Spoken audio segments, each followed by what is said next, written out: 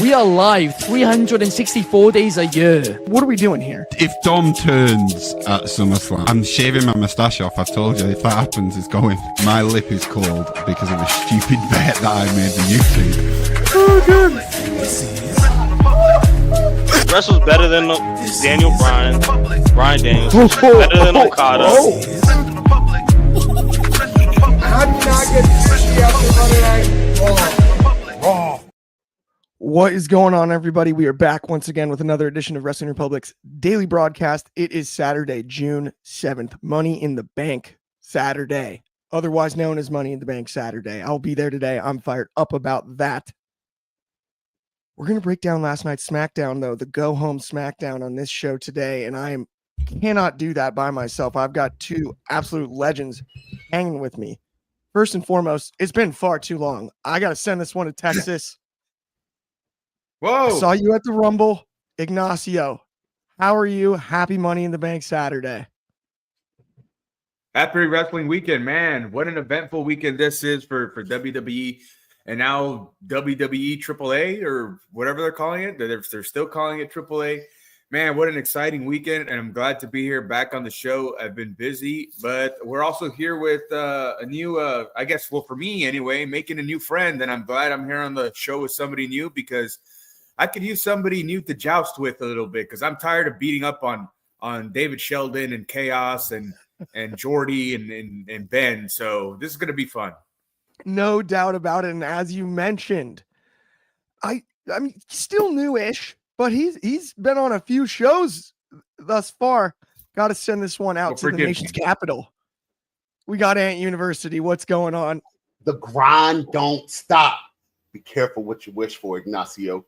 Man, it is Saturday. It is Money in the Bank day, and I'm always money when it comes to the daily broadcast. Let's have a great one, guys. Absolutely. I'm stoked about it. Speaking of money, though, and this headline, when I saw it this morning, I was a little confused, but not that confused. I get it.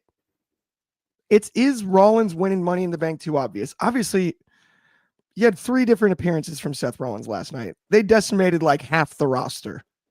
I mean, or Braun Breaker spearing Aleister Black. I keep wanting to say Malachi Black on accident. He's got to stop changing the first name. It's throwing me off every single time, but still pretty dominant out of Seth Rollins and his group. No doubt about it. I'm going to go to you on this one first, Aunt You. Do you think it is too obvious that Rollins is taking home the briefcase today? And what did you think of the 3 segments he was involved in last night? I do. I think it's definitely too obvious. WWE has always been like, hey, if you think this is, ever since Triple H took over, if you think this is what's happening, I got something up my sleeve for you. And just going with what we normally see whenever there's someone standing over top of everyone else, they're not the one to win. So as much as I think it looks like Seth Rollins is going to be the Money in the Bank winner, I don't think he's going to be, and he doesn't need it. You know what I mean? Like, it doesn't hurt Seth Rollins to not win Money in the Bank, but it could take an Andrade, it could take an LA Knight, it could take someone, a Penta, and it could push them to that upper echelon, beating Seth Rollins for Money in the Bank. So I think Seth is just put in there as the big name, and he's been running around destroying everyone, making us think that he's going to be the perennial front runner. And even during the match, it may look that way, but I don't think Seth is coming away with the Money in the Bank tonight. Okay, so at first I was on the exact same page, and like this morning, I mean, and I still kind of agree in some ways. Like, generally speaking, you don't see the person stand tall and then actually win. But I'm kind of afraid the way that Seth's been presented, that this is a swerve where we're actually going to get, he's that dominant, and the group comes out and takes out the field, and it's an easy climb. I'm afraid that that's the result we're getting. Not that that'd be the worst thing in the world. I just hope it's well executed. But Ignacio, I got to ask you your thoughts on this when it comes to Seth Rollins, and then also what we saw last night on SmackDown as far as taking out half the roster. Well, they're definitely trying to build up this faction, be strong to push Seth Rollins and giving him another I don't want to say a character change, but to freshen him up a little bit, because now he has Paul Heyman, and now he has two guys who are going to be very essential to WWE's heavyweight division and main event division eventually. So it's obviously that they're pushing Seth in a different direction, and then that he's going to be a heavy in the main event scene. But that doesn't necessarily mean that he's going to win Money in the Bank. And I agree with you that he doesn't need it. I think it's obvious that he's not going to win, and because he cost CM Punk WrestleMania at Elimination Chamber, and CM Punk's going to be around to cost him Money in the Bank. I think CM Punk's going to make an appearance, and he'll be involved in the match somehow. Now, who I think is going to win and is going to rise from the ashes, and I'm so proud that this individual's in the match, given my Mexican culture and being a luchador. I think El Grande Americano is going to rise from the ashes and grab the briefcase and pull it down and have everybody, the pride of Mexico and the pride of Lucha Libre, the pride of AAA, and successfully cash in the Money in the Bag sometime within the next year, hopefully a lot sooner than later. I love that. I just think it would be What if he also goes 2-0? What if Chad Gable wins that first he's show? Gonna do it. Oh. Everybody, remember when I predicted to Jey Uso winning the Rumble? Nobody thought it would happen, and it's gonna happen, and I'm gonna love it. How much heat is that gonna get? That's in LA of all places? Right. It would be absolutely off the charts. The heat. It would be the place would go ballistic. They need to do it. Because Penta. Go ahead. I'm sorry. With the Triple A show on the same day in the same town, for then El Grande Americano to win. Man. Real quick. I don't mean to, because I never got a chance to speak to about WrestleMania because stuff I had going on or whatever. Yeah. But I'll say this: so the day of WrestleMania, they announced that they bought AAA, and the whole AAA gang's there. The president, the mother, the family, and everything. And I forget their names. I'm familiar with them, but I just forgot right now. But yeah. And then they're sitting in the front row at WrestleMania, and El Grande Americano beats Phoenix. And I bet they're all looking at each other. Oh crap! Who do we sell our company to? What is this? What are they gonna do to our heritage? Oh my God, that was great. It's unbelievable to me how long the El Grande thing lasted. I thought it was going to be a very quick storyline. Like, this is a full-blown, they're going to let this thing play out.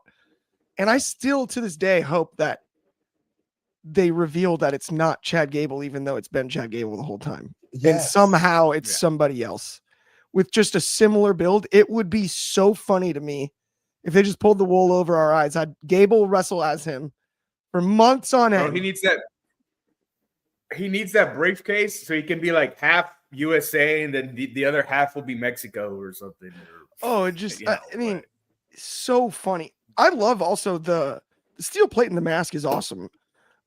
Think about like when we were growing up, guys, like we used to get stuff like the loaded glove, the loaded punch. Like it wasn't just brass knuckles. People had all kinds of gimmicks like that.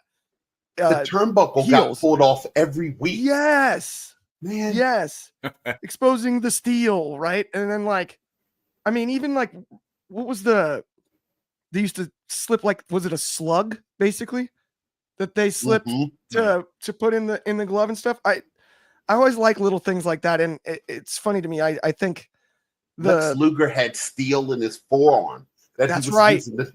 That's right. Cowboy Bob Orton with the cast.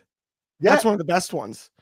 Yeah, that one's classic. How about DCX Warlord here in the comments though? With Cross replaces El Grande if Chad gets injured today. That would be huge. But I think Seth Rollins has made too many enemies, and if the bronze. The bronze team tries to interfere, you got the JC Mateo who's going to come and help Solo. You got CM Punk who's going to come down. Like, I think the men's Money in the Bank is going to be filled with chaos. Like, it's going to be chaos all over the place because they don't have the star power that the women's does. So to elevate that match, it's just going to be it's going to be a low scale anarchy in the arena. I think, we're going to see a lot of really high spots. That's something I anticipate for sure. Especially, I mean, it's funny because I was looking at, the stage is going to be one of the shorter ones. And with the way they line the ladders, sometimes like on the ramp, I have a feeling maybe someone goes off the stage, something crazy like that. I think we're going to have the men's match. Someone's going to show out, do something really wild that we're not used to try to get that, Shelton Benjamin Money in the Bank highlight that Penta. you show forever, right? Yeah, it's going to be Penta with AAA going on. Penta's going to do something crazy. Yeah, I have a feeling on that one. Penta can fly. There's no doubt about that. Okay, so we've got one pick El Grande Americano. Who would your pick, Aunt you, be then, if not Rollins? I'm going to go with Rollins just for the sake of the conversation. I think it's LA Knight's year. It's in LA. Like, it's just, it correlates, man. Like, it's LA Knight's year. I've picked LA Knight the last 2 years in a row. And the fact that I didn't pick him today, if he wins this year, it'd be the funniest thing ever. That is the definition of like why you don't sports gamble. You had the right team wrong year. Like, it's just like, it's so funny. All right, let's keep it rolling on today's show, though. We've got Julia helping out Zelina Vega in her match against Piper Niven, or Pipper Niven, as Ben likes to call her, whatever that is. But and then immediately turning on her as soon as the match is over. Not really sure what the deal was on that. I'm gonna go to you first, Aunt you. What's going on with this Julia character? I like the rivalry with Zelina idea, but why'd she help her out? I'm going to say this, and Stevie Wonder could have seen this coming. Julia and Zelina have had, 2 backstage segments now where Julia stared at her belt and pretty much told her she's coming for her. And I think Julia's character is going to be a heel, but it's going to be that tweener heel. Like, she came out to help her because she didn't want her to be beat up before she takes it, right? That whole New Japan honor thing. Like, I want to beat you at your best. I'm here to face the best. But, I mean, come on now. Like, you watch Julia and Roxanne beat up Rhea and Io for the past month, and you didn't think she was going to take you out, Zelina. Zelina, I know you follow me on TikTok, right? We're pretty much like besties, but you got to see that coming, man. You got to be better. Yeah, it was a little bit telegraphed, and I didn't want to lean into it too hard, but truthfully, yeah, you could see it coming a mile away. Like, I mean, it doesn't mean it was a bad idea, but at the same time, like, if you didn't know it was happening, then like, I don't know here. But do you see Julia potentially as the next Women's United States champion? That's the real question here. And I think the answer is yes. Ignacio, what are your thoughts on that? Well, I was going to pose another question to you guys, but and probably opening another can of worms here. But it was Mickey James who was saying that all these women now it's all about how they look in their outfits and stuff and sex appeal and stuff like that, and they're giving women's wrestling a bad name. It's going to go back to the way the Divas was, and newsflash, that's part of it. They're there because of the sex appeal. They're attractive. That's just part of it. You know what I mean? But they're all good wrestlers. But I want to ask the question that with Julia coming up and Stephanie Vacker and Roxanne Perez, and everybody knows I love Roxanne Perez, but is it too much too fast? Are they bringing too many people up too fast? Because how are they supposed to get all these women over at the same time, or at least introduce them, all at the same time and start meaningful feuds? Is it too much too fast? I think it could be. I hope I'm wrong because I want better for the women's division. You know, I'll let you go, Clark. I hadn't thought of it that way, but honestly, like, it is kind of interesting because obviously our next segment, Julia's in that one too. So you have a double appearance on SmackDown being 3 hours. But to your point, Vaquer, Julia, Perez, like the three are forever going to be compared because they all came up at the same time. And I think that part of it might be a little bit of the issue, to your point, when it comes to rivalry development and maybe just too much too fast. But I also think all three are so talented. If anyone can carry that, they were just main roster ready. And to continue to try to do the same stuff in NXT, I don't know if that would have benefited them more. So I don't know. I feel like I really could go either way on that one. But what did you think about that, Ant? So I'm going to compare it this way, right? The first women's evolution, first match of the night, Rhea Ripley versus Toni Storm. That first women's evolution introduced us to what this new women's wrestling is going to be, right? Like, these women do have sex appeal, but they work their tails off to look the way they do. It's not just pretty faces, 5'11", long legs, dancers. No, these women can go, and they work hard for it. And you see all the videos of Rhea working out and all this stuff. But this next women's evolution is going to show us the next level of what these women can be. And I think it's a showcase to, we've talked about it forever. The women's matches that usually kick off PLEs are just the trendsetters, right? They're the best matches on the card sometimes. So now we get an entire PLE of just banger matches, and all these women deserve to be on it. So it's not bringing them up too fast. It's like, let us introduce the casuals, and then everybody's going to want to watch Evolution. Yeah, that is very fair. I hear you on that. And I will say also on the Stephanie Vaquer thing, you mentioned Rhea Ripley working out. Did you see when Ripley came into the camera shot backstage on Monday on Raw and stood next to Stephanie Vaquer? Stephanie Vaquer is not like small. Sometimes I just forget how just jacked Rhea Ripley is. Like, it was like, whoa. Maybe it was the camera angle or whatever, but I was blown away by that.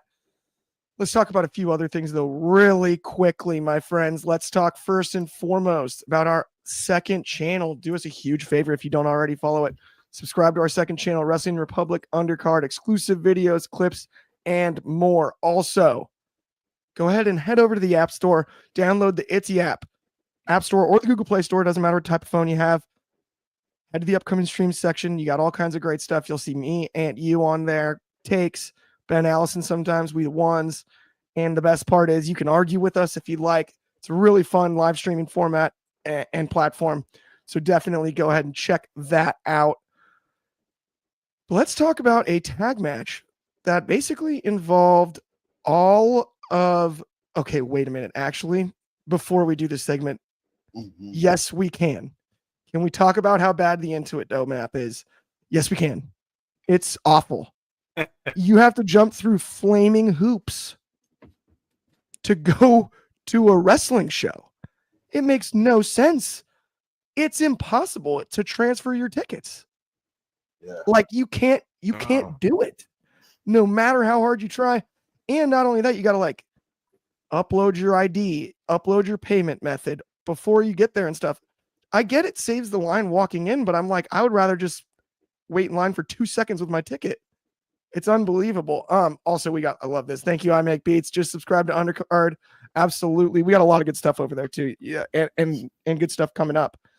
Yes, and each person has to have their own ticket. You can't scan multiple, which is just, yeah. It's bizarro world out there, no question, from Quattro Z. Yeah, it is pain. It is a complete pain. But let's get into this women's Money in the Bank tag match from last night. Basically, we've got everybody in the match involved here. Alexa Bliss, Rhea Ripley, Stephanie Vaquer, Julia, Naomi, and Roxanne Perez. Bliss, Ripley, Vaquer teaming together against the other three here. Bliss, Ripley, and Vaquer take the win, of course, with the Riptide from Rhea Ripley. Obviously, we talked about, is the men's one a little telegraphed with Rollins, and I think we kind of vetted that one pretty easily. But when it comes to this one, I definitely think this is the classic Rhea Ripley stood tall with a riptide in this match featuring all of them, and there's no chance she wins the briefcase. Right. Hey, guy, I hate to be that guy, but that's just how I feel. I'm going to go to you, Ignacio, first. What were your thoughts on last night's match? And then how about maybe your pick for today's Women's Money in the Bank match? Well, the match was just like, hey, this is who's going to be in the Money in the Bank tomorrow, and to showcase that the talent's in there, because a lot of the audience, they're still not that too much familiar with Julia and Stephanie Becker and all that good stuff. But me myself, and I've said this before, that I just think that kind of the Money in the Bank concept is kind of like, it's kind of dated, and they either need to do something different with it or just eliminate it altogether. Because I really don't think at the end of the day it really does anybody any favors. Or maybe you can say Tiffany Stratton most recently, but I mean that's debatable too, because even when she got the title, I don't think she was ready. But and I still don't think she's ready now. But anyway, it's just, hey, this is soon the match, and I agree with you. I don't think it's going to be Rhea Ripley. Same thing with Seth Rollins, because she doesn't really need it. I mean, she's in the main event scene all the time, and they can interject her into any title picture whenever they want. But then the question is, okay, now who's it going to be? And I don't see Stephanie Becker or Julia getting it anytime soon. I think maybe it might be a little bit too early for them, because they haven't. Even though, yes, the fans are excited that they're on the shows with Stephanie Becker anyway. Excuse me, Julia hasn't built up that enough equity in it.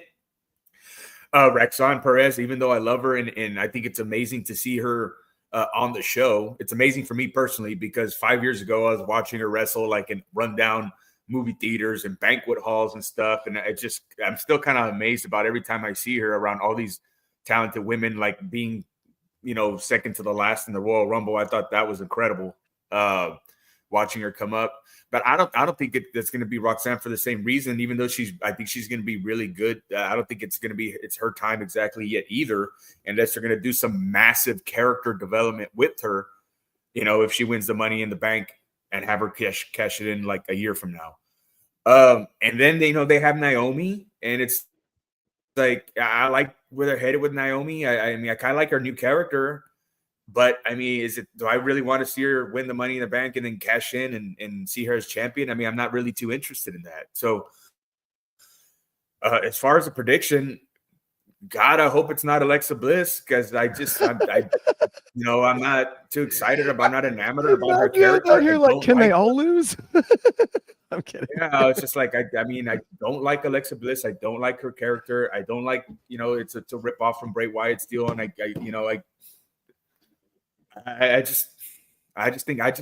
don't care enough about any of these women except for Rhea Ripley about winning the briefcase and becoming the next champion. Not that I don't care about like Roxanne, Stephanie, but I just don't think it's just not their time. And they would have to do a lot of character development if they gave one of those women the briefcase and to have them cash in 6 months, a year from now. So I guess it's good. My prediction is Naomi, but I'm just really not too excited to see her win it.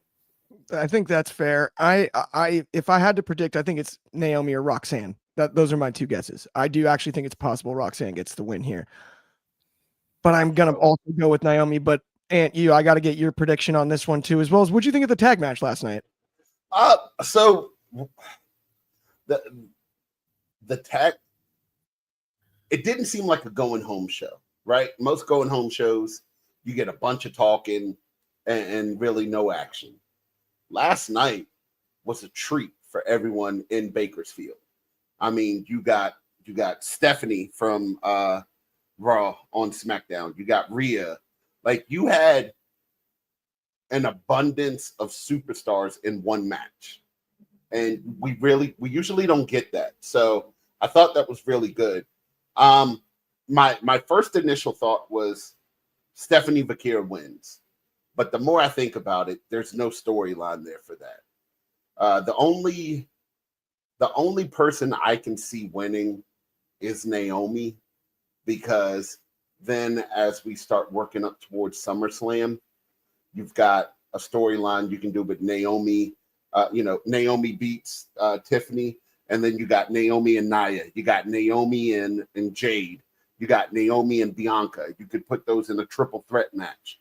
Like everything is written for Naomi to win. So I think it's going to be really good. But then again, I mean, any one of those women could win the match, and I don't think we'd be upset, except for Alexa, as Ignacio says, because she has nothing going on at this time. But yeah, other than that, any of those women could win the match, and we'd be okay with it. I agree. I'd actually have no problem with Vauquer winning it. I think that'd be pretty amazing, to be honest. I make beats with this man is cooking right now, no doubt about it. Caution in the bank from Fernando Zayas. I like that. He also picked Naomi here. We got Please Not Alexa from Stay Postin', and then Roxy or Naomi as well. A lot of Naomi picks here, no doubt about it. I mean, it's interesting. This year's Money in the Bank, I'm really excited because I'm going, but both matches are a little bit odd to me. Like I don't know. And Ignacio, you made a point earlier about you feel like the concept needs to be tweaked or even just like put it on the shelf for a while.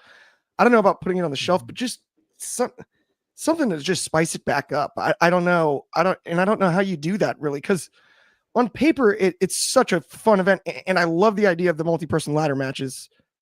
Once of all of the gimmick pay-per-views, it's the one that I'm most acceptable of, I think. Like Hell in a Cell, I never loved. Although Extreme Rules was always kind of fun just to see what the stipulation matches would be. Well, the first thing you don't do is you don't book the king and queen of the ring for right after. We're having qualifying matches for that on Monday. Yeah, and that supposedly does the same thing, right? Except for you don't get to cash it in whenever you want, but like no, you get a title shot at match. At SummerSlam. Yeah, that is so bizarre. The timing is not very good on that. Maybe May's just the wrong month for it, and you're better off.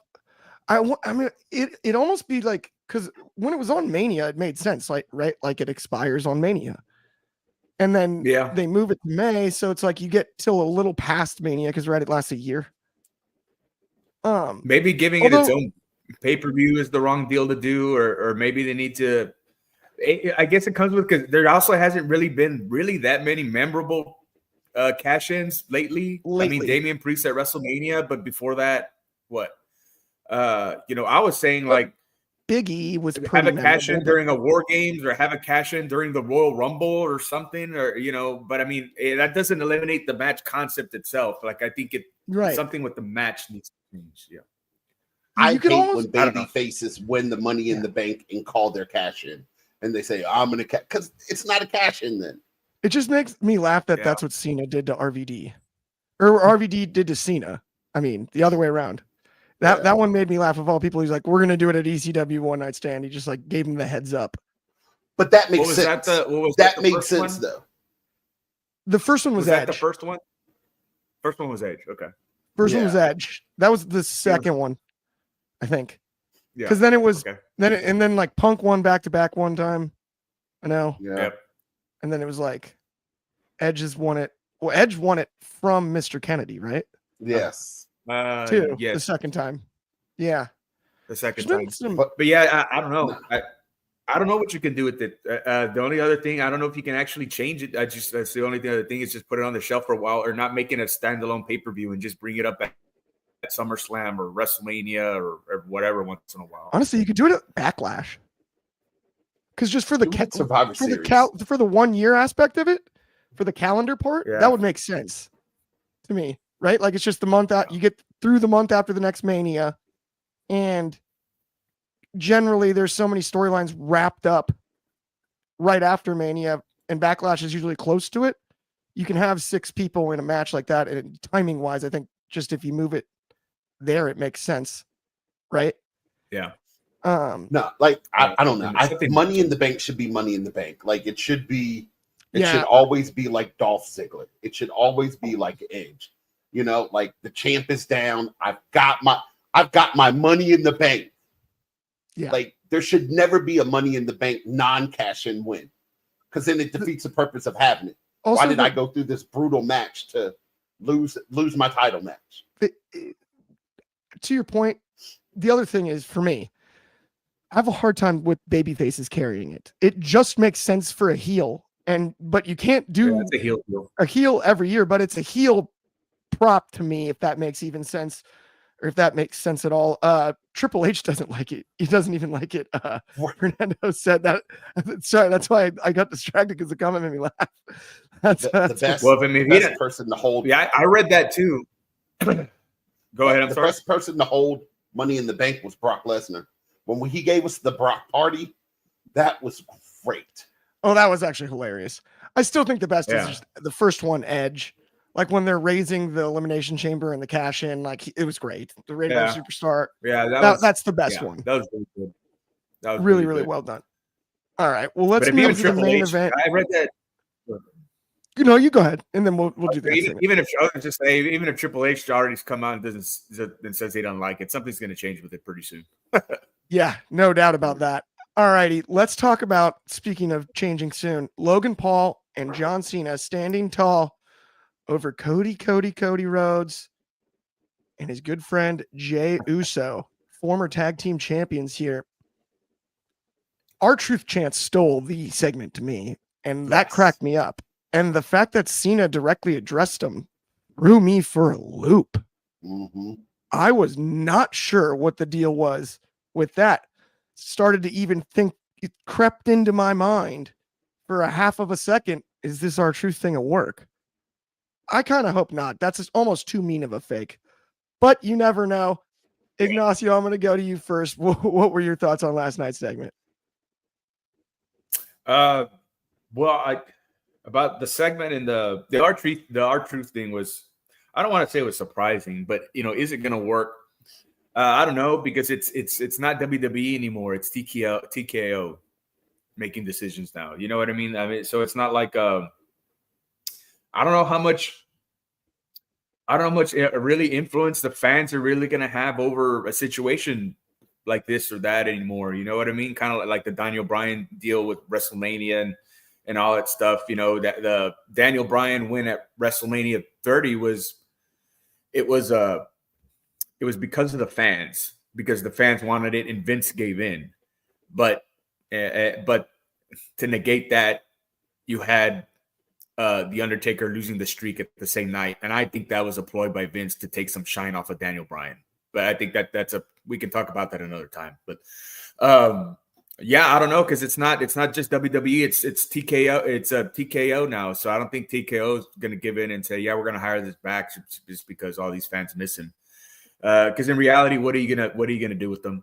And as far as Logan Paul and John Cena, it's just to get Cena back across the ring from Cody and get Logan Paul in there on the show with Jey Uso. And I really don't know where they're going to go from here. I mean, where do you go? Can they really stretch out Cena and Cody for that long till December? That's the question I'm asking myself, because if Cena loses the title soon, how do you make his retirement more interesting than it is now? That with him saying, "Hey, I got the title and I'm going to take it with me, and you guys are going to have to make another WWE title and name it whatever you want, but I'm taking the tradition home with me: the Hogan, the Bruno Sammartino, the Flair, the Macho Man Randy Savage, Stone Cold Steve Austin, all that's coming with me. Erase the history books because I'm taking it with me." That's more interesting to me now. So if he loses the title, then how do you keep it interesting?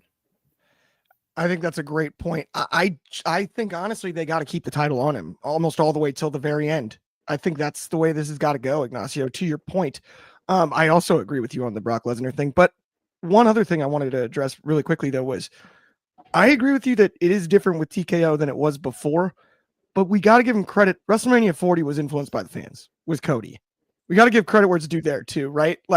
It's not the exact same as Danielson. I don't think it was to the extent, but it was at least, and that was still under TKO. So it's like, there's a balance there. It's not perfect though. I do agree 100% on that. But think of it this way: is that was Cody Rhodes, a main eventer and the fans were influencing a main event. Daniel Bryan was Daniel Bryan, and he was a main eventer, and the fans influenced Vince to put him in the main event. This is R-Truth, a guy who's, let's just call it what it is. He's a real bottom of the card guy. He was a comedy character, but he has good energy. The fans love him. He's great at house shows. That's what he was mainly for, house show stuff, So, I mean, he's not a main eventer trying to be influenced to be an event. He's a lower card guy that the fans still want on the show to help them laugh. Yeah. So that's my reasoning behind they won't do it. That totally makes sense. I agree with you on that one. Okay. And you now, I got to ask you though about Logan and Cena standing tall here. So odd to see this tag team. I'm pretty confident also they were like, oh shoot, Travis Scott's not going to do it. Logan, you're in.